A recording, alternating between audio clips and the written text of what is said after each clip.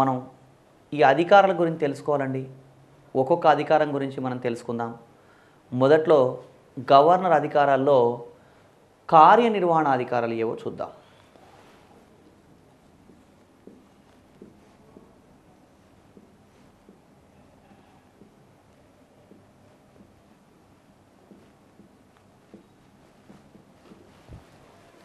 కార్యనిర్వహణాధికారాల్లో ప్రధానమైనవి ఏంటి అంటే గవర్నర్ చేసే నియామకాలండి. అంటే గవర్నర్ చేసే కీలక నియామకాలన్నీ కూడా కార్యనిర్వహణాధికారాల్లో అంతర్భాగం అవుతాయి. వాస్తవంగా గవర్నర్ వ్యవస్థ గురించి మనం మాట్లాడుకునేటప్పుడు తెలుసుకోవాల్సింది ఏమంటే ముఖ్యమంత్రి మంత్రిమండలి గవర్నర్కి సలహా సహకారం అందించడం కోసం ఉంటారని చెప్తోంది రాజ్యాంగం. అయినప్పటికీ కూడా గవర్నర్కి కొన్ని అధికారాలు ఉన్నాయి. అంటే ముఖ్యమంత్రి మంత్రిమండలి సూచనల మేరకు చేపట్టినప్పటికీ కూడా ఇవి గవర్నర్ కార్యనిర్వహణాధికారాల్లో భాగంగా మనం చెప్పుకుంటాం. ఏవేవి ఉన్నాయి?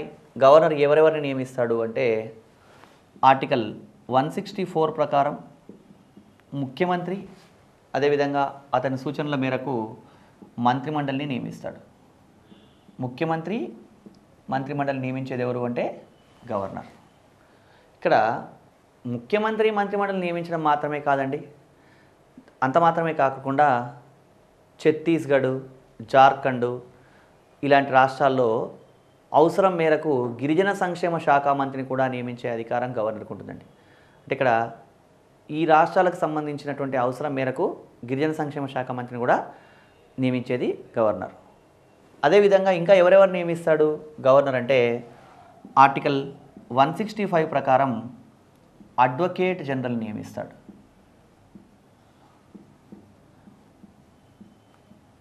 అడ్వకేట్ జనరల్ అంటే ఎవరు? ఇతను అంటే రాష్ట్ర ప్రభుత్వానికి న్యాయ సలహా ఇచ్చే వ్యక్తిని అడ్వకేట్ జనరల్ని నియమించేది ఎవరు? గవర్నరే అడ్వకేట్ జనరల్ కూడా నియమిస్తాడని గమనించాలి. అదేవిధంగా ఆర్టికల్ 233 ప్రకారం గవర్నర్ జిల్లా కోర్టు న్యాయమూర్తులను నియమిస్తాడు. జిల్లా కోర్టు న్యాయమూర్తులను నియమిస్తాడు. ఆర్టికల్ 233 ప్రకారం జిల్లా కోర్టు న్యాయమూర్తులను నియమించేది గవర్నర్ అని చెప్పొచ్చు. అదేవిధంగా గవర్నర్ ఇంకా ఎవరినైనా అపాయింట్ చేస్తాడా కార్యనిర్వహణాధికారంలో భాగంగా అంటే 243I మరియు 243Y ప్రకారం రాష్ట్ర ఆర్థిక సంఘం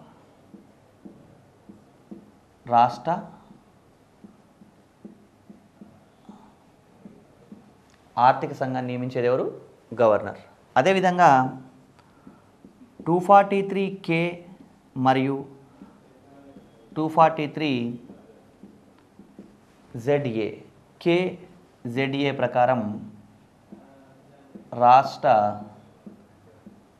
ఎన్నికల సంఘం.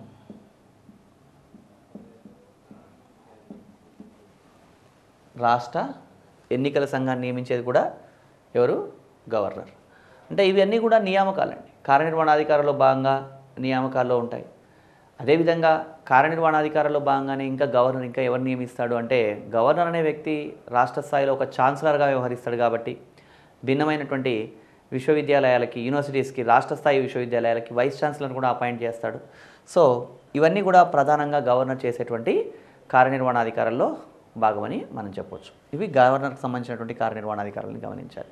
ఇక్కడ అభ్యర్థులు గవర్నర్ అనే టాపిక్ చదువుకునేటప్పుడు రాష్ట్రపతితో కంపేర్ చేసుకొని చదువుకోవడం వల్ల చాలా సులభంగా ఉంటుంది. ఒక పాయింట్లో రాష్ట్రపతి గవర్నర్ రెండూ అర్థమైన తర్వాత కార్యనిర్వహణాధికారాలను రాసుకొని ఒకవైపు రాష్ట్రపతికి ఉండే కార్యనిర్వహణాధికారాలు, మరోవైపు గవర్నర్ కార్యనిర్వహణాధికారాలు కంపారిటివ్లీ చదువుకున్నట్టయితే బాగా టైం కూడా సేవ్ అవుతుంది, గుర్తుంచుకోవడం కంపారిటివ్లీ ఈజీగా ఉంటుంది. ఎందుకంటే ఒక్కోసారి అప్లికేషన్ ఓరియంటెడ్ ప్రశ్నలు కూడా ఏమన్నా అడిగినా కూడా అభ్యర్థి సులభంగా ఆన్సర్ రాయగలరు. ఇక్కడ చూడండి, ఇక్కడ అడ్వకేట్ జనరల్ ఆర్టికల్ 165 ప్రకారం నియమిస్తాడు అనుకున్నాం. అదే కేంద్ర స్థాయిలో రాష్ట్రపతి నియమించేటువంటి వ్యక్తి ఎవరు? అడ్వకేట్ జనరల్ లాంటి వ్యక్తి అంటే ఆర్టికల్ 76 ప్రకారం అటార్నీ జనరల్ నియమిస్తాడు. అటార్నీ జనరల్ ఏమో కేంద్ర ప్రభుత్వంలో ఉండేటువంటి కేంద్ర స్థాయిలో న్యాయ సలహాదారు, అడ్వకేట్ జనరల్ రాష్ట్ర స్థాయిలో న్యాయ సలహాదారు. కేంద్రంలో ఆర్టికల్ 148 ప్రకారం కాగ్ అనే వ్యక్తిని నియమిస్తాడు అనుకున్నాం. మరి అలాంటప్పుడు అలాంటి పదవి ఏదైనా ఉందా రాష్ట్రంలో అంటే లేదని అర్థం చేసుకోవాలి. కంట్రోలర్ రైటర్ జనరల్ అనే వ్యక్తి దేశం మొత్తానికి వ్యవహరిస్తాడు, అలాంటి పదవి లేదు. అంటే కాగ్ లాంటి పదవి రాష్ట్ర స్థాయిలో ఏది ఉంది అంటే ఏది లేదు అలాంటిది అని ఎప్పుడు అర్థమవుతోంది అభ్యర్థికి అంటే ఈ రెండింటిని కంపారిటివ్లీ చదివినప్పుడు చాలా సులభంగా గుర్తుంచుకునే అవకాశం ఉందండి. ఇది మనకి గవర్నర్ సంబంధించినటువంటి అధికారాల్లో కార్యనిర్వహణ అధికారాలు. గవర్నర్ అధికారాల్లో కార్యనిర్వహణ అధికారాలు తెలుసుకున్న తర్వాత నెక్స్ట్ మనం తెలుసుకోవాల్సింది ఏంటి అంటే శాసన నిర్మాణ అధికారాలు. శాసన నిర్మాణ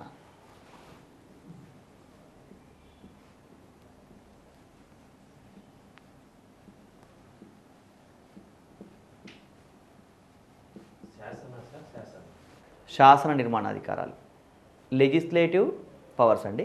ఇంతకుముందు మనమేమో ఎగ్జిక్యూటివ్ చూసాం, ఇప్పుడు శాసన నిర్మాణాధికారుల గురించి తెలుసుకోవాలి. శాసన నిర్మాణాధికారాలు అంటే ఏంటి అంటే రాష్ట్ర శాసనసభలో అంతర్భాగంగా గవర్నర్కు ఉండే అధికారాలు. దీన్ని ఎలా చెప్పొచ్చు మనం అంటే భారత రాజ్యాంగంలో ఆర్టికల్ 168 ఏం చెప్తుంది అంటే విధానసభ ప్లస్ విధాన పరిషత్తు, విధానసభ విధాన పరిషత్ అంటే అన్ని రాష్ట్రాల్లో ఉండాలని కాదు, ఒకవేళ ఉన్నట్టయితే విధానసభ విధాన పరిషత్తు plus governor is equal to రాష్ట్ర శాసనసభ. అంటే విధానసభ విధాన పరిషత్తు గవర్నర్ని కలిపితే రాష్ట్ర శాసనసభ అని చెప్తున్నాం. రాష్ట్రపతిని టాపిక్ మాట్లాడుకున్నప్పుడు కూడా ఆర్టికల్ 79లో లోక్సభ మరియు రాజ్యసభ మరియు రాష్ట్రపతి కలిపి అక్కడ పార్లమెంటు అని చెప్పుకున్నామండి. ఇక్కడ రాష్ట్ర స్థాయికి వచ్చినట్టయితే విధానసభ విధాన పరిషత్తు గవర్నర్ని కలిపి రాష్ట్ర శాసనసభ అంటాం.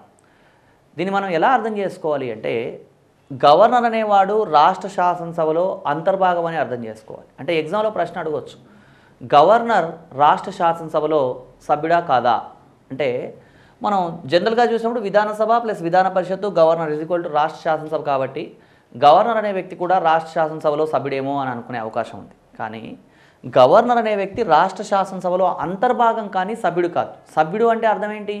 గవర్నర్ ఎమ్మెల్యేనో ఎమ్మెల్సీనో అయితే సభ్యుడు అవుతాడు, కానీ గవర్నర్ ఎమ్మెల్యేనో ఎమ్మెల్సీయో కాదు కదా. అందుకనే గవర్నర్ అనే వ్యక్తి రాష్ట్ర శాసనసభలో అంతర్భాగమే కానీ రాష్ట్ర శాసనసభలో సభ్యుడు కాదు. అక్కడ రాష్ట్రపతి కూడా అంతే, రాష్ట్రపతి పార్లమెంట్లో అంతర్భాగమే కానీ సభ్యుడు కాదు అని అర్థం చేసుకోవాలి. ఇవి మనకి ప్రధానమైనటువంటి అంశం అనేది. ఈ అంశాన్ని ప్రాతిపదికగా రాష్ట్ర శాసనసభలో అంతర్భాగంగా గవర్నర్ చేపట్టే కార్యకలాపాలన్నీ కూడా మనకు శాసన నిర్మాణాధికారాల గురించి చర్చిస్తాయని చెప్పొచ్చు. అంటే ఏం చేస్తాడు శాసన నిర్మాణాధికారాల్లో భాగంగా గవర్నర్ అంటే మనకి ఆర్టికల్ 331 ప్రకారం గవర్నర్ అనే వ్యక్తి విధానసభకు ఒక ఆంగ్లో ఇండియన్ను నామినేట్ చేస్తాడు. ఆంగ్లో ఇండియన్ను నామినేట్ చేయవచ్చు.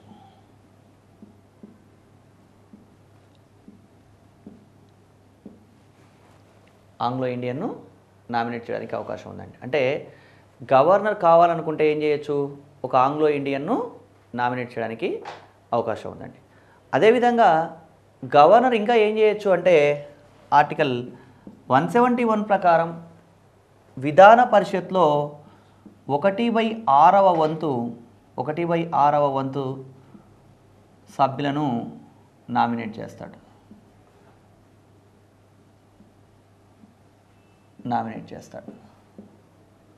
అంటే ఎమ్మెల్సీలు ఉండే సభ అంటే ఒకవేళ ఏదైనా రాష్ట్రంలో ఎమ్మెల్సీలు ఉండే సభ ఉన్నట్టయితే ఆ రాష్ట్రంలో 1/6 వంతు మందిని ఎవరు నామినేట్ చేస్తాడు? గవర్నర్ నామినేట్ చేస్తాడు అని అర్థం చేసుకోవాలి. అదేవిధంగా ఆర్టికల్ 174 ప్రకారం రాష్ట్ర శాసనసభ సమావేశాలు ఏర్పాటు చేస్తాడు.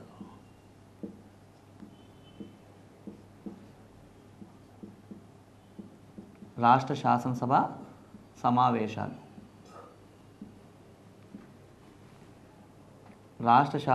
సమావేశాలు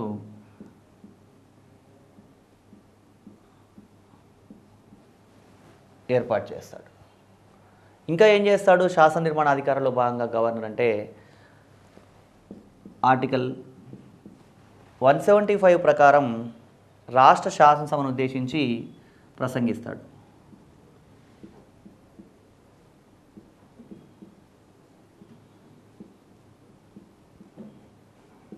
శాసనసభను ఉద్దేశించి ప్రసంగిస్తాడు.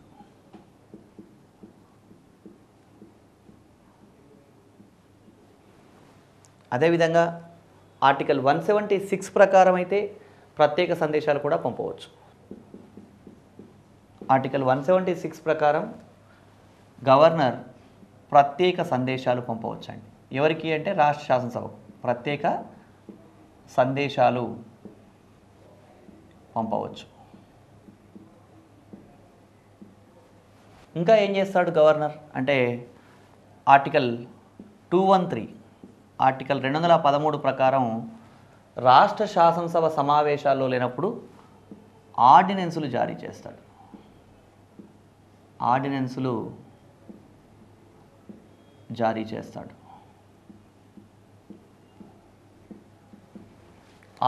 జారీ చేయడం అంటే ఏంటి అంటే రాష్ట్రపతి దగ్గర మనం ఆర్టికల్ 123 ప్రకారం రాష్ట్రపతి ఆర్డినెన్సులు జారీ చేస్తాడు అనుకున్నాం. ఆర్డినెన్స్ అంటే అత్యవసర ఆజ్ఞ. అంటే రాష్ట్ర శాసనసభ సమావేశాల్లో లేనప్పుడు ఆ అవసరం కోసం ఆర్డినెన్సులు జారీ చేసేవారు అత్యవసరంగా గవర్నర్ అని చెప్పుకోవాలి. ఇది 213 ప్రకారం ఆర్డినెన్సులు జారీ చేస్తాడు. అదేవిధంగా ఆర్టికల్ 180 ప్రకారం 180 ప్రకారం ఇక్కడ మనకి కేంద్రంలో లాగానే గవర్నర్ కూడా ఏం చేస్తాడంటే ఆర్టికల్ 180 ప్రకారం విధానసభ సమావేశాలు నిర్వహించడం కోసం స్పీకర్, డిప్యూటీ స్పీకర్ పదవులు రెండింటికి ఖాళీ ఏర్పడ్డప్పుడు ఆ సమావేశాలకు అధ్యక్షత వహించడం కోసం ఒక వ్యక్తిని నియమిస్తాడండి. ఆర్టికల్ 180 ఏం చెప్తోంది అంటే స్పీకర్, డిప్యూటీ స్పీకర్ పదవులు రెండింటికి ఒకేసారి ఖాళీ ఏర్పడ్డప్పుడు సభా కార్యక్రమాల నిర్వహణ కోసం గవర్నర్ ఒక వ్యక్తిని నియమించవచ్చు అని చెప్తున్న నిబంధన ఆర్టికల్ 180. అదేవిధంగా ఆర్టికల్ 192 ప్రకారం ఎవరన్నా ఒక వ్యక్తులు అంటే ఇక్కడ రాష్ట్ర శాసనసభ సభ్యులు కనుక అనర్హులైనట్టయితే కేంద్ర ఎన్నికల సంఘాన్ని సంప్రదించి వాళ్ళను అనర్హులు అని ప్రకటించే అధికారం కూడా ఎవరికి ఉంటుంది అంటే గవర్నర్కే ఉంటుంది. ఇవన్నీ కూడా అంటే ఇక్కడ రాష్ట్ర స్థాయిలో గవర్నర్ అనేవాడు ఇక్కడ నామమాత్రపు అధికారి అయినప్పటికీ ఇతను రాజ్యాంగాధినేత కాబట్టి శాసన నిర్మాణాధికారంలో భాగంగా గవర్నర్ ఈ అధికారాలన్నీ చెలాయిస్తాడు. ఒక అభ్యర్థి రాష్ట్రపతి అనే టాపిక్ చదివి మళ్ళీ గవర్నర్ చదివినప్పుడు అక్కడ రాష్ట్రపతికి సంబంధించినటువంటి శాసన నిర్మాణాధికారాలు, గవర్నర్ శాసన నిర్మాణాధికారాలు కంపారిటివ్లీ చదివినప్పుడు ఒక డౌట్ వస్తుంది. ఏమని అంటే అక్కడ ఆర్టికల్ 108 ప్రకారం ఉభయ సభల సంయుక్త సమావేశం ఏర్పాటు చేస్తాడు కదా రాష్ట్రపతి. అంటే ఏదైనా ఒక బిల్లు ఒక సభలో ఆమోదించి మరొక సభ ఆమోదించలేదనుకోండి, అలాంటప్పుడు జాయింట్ సిట్టింగ్ ఏర్పాటు చేసేది ఎవరు? అక్కడ ఆర్టికల్ 108 ప్రకారం రాష్ట్రపతి. మరి రాష్ట్రంలో గవర్నర్ అలా ఏర్పాటు చేయడా అంటే రాష్ట్రంలో అలా ఏర్పాటు చేసే అవకాశం లేదండి. రాష్ట్రంలో ఉభయ సభల సంయుక్త సమావేశం లేదని అభ్యర్థులు గమనించాలి. అంటే ఇదంతా కూడా ఎట్లా వస్తుంది అంటే కంపారిటివ్ స్టడీ చేసినప్పుడు అభ్యర్థికి వచ్చే క్లారిటీ ఇది. అదేవిధంగా కేంద్రంలో రాష్ట్రపతికి ఉన్నట్టే రాష్ట్రంలో గవర్నర్కి కూడా బిల్లుల ఆమోదం విషయంలో కొన్ని అధికారాలు ఉన్నాయి. అంటే ఆర్టికల్ 200 ప్రకారం గవర్నర్ అనేవాడు విధానసభ, విధాన పరిషత్ రెండు ఒక బిల్లును ఆమోదిస్తే ఆ బిల్లు గవర్నర్కు రిజర్వ్ చేయబడుతోందండి. గవర్నర్ అనేవాడు బిల్లును ఆమోదిస్తే చట్టం అవుతోంది, లేదంటే ఆ బిల్లు అక్కడితో అంటే ఒకవేళ తిరస్కరించినట్టయితే అది రద్దయ్యే అవకాశం కూడా ఉంది. ఇవే మనకి గవర్నర్కు ఉండే విటో అధికారాలు అని కూడా మనం చెప్పొచ్చు. అసలు గవర్నర్ విటో అధికారాలు ఎలా ఉంటాయి ఏంటి అనే విషయాన్ని మనం అంతా డీటెయిల్గా ఒకసారి పరిశీలిద్దాం. ఇక్కడ ఒక రాష్ట్రంలో విధానసభ, విధాన పరిషత్తు రెండూ ఉండవచ్చు, లేదా కొన్ని రాష్ట్రాల్లో కేవలం విధాన సభ మాత్రమే ఉండవచ్చు. ఎలా ఉన్నప్పటికీ కూడా ఇప్పుడు ఫర్ ఎగ్జాంపుల్ ఒక రాష్ట్రంలో విధానసభ, విధాన పరిషత్ రెండూ ఉన్నాయనుకుంటే విధానసభ, విధాన పరిషత్ రెండూ ఆమోదించిన తర్వాత ఒక బిల్లు ఎవరికి వస్తుంది అంటే గవర్నర్కి వస్తుంది. గవర్నర్కి వచ్చినప్పుడు గవర్నర్ ఈ విధంగా ఆమోదిస్తే ఏమవుతుంది బిల్లు అంటే చట్టం అవుతుంది. గవర్నర్ బిల్లు ఆమోదిస్తే చట్టం అవుతుంది. అదే ఒక రాష్ట్రంలో విధానసభ, విధాన పరిషత్ రెండూ ఒక బిల్లును ఆమోదించిన తర్వాత గవర్నర్కి ఆ బిల్లును పంపినప్పుడు గవర్నర్ ఆ బిల్లును కనుక వ్యతిరేకిస్తే అంటే కంప్లీట్గా అతను నేను ఆమోదించనని చెప్తే దాన్నే మనం ఏమన్నాం రాష్ట్రపతి దగ్గర అంటే అబ్సల్యూట్ విటో, నిరపేక్ష విటో ఉపయోగిస్తే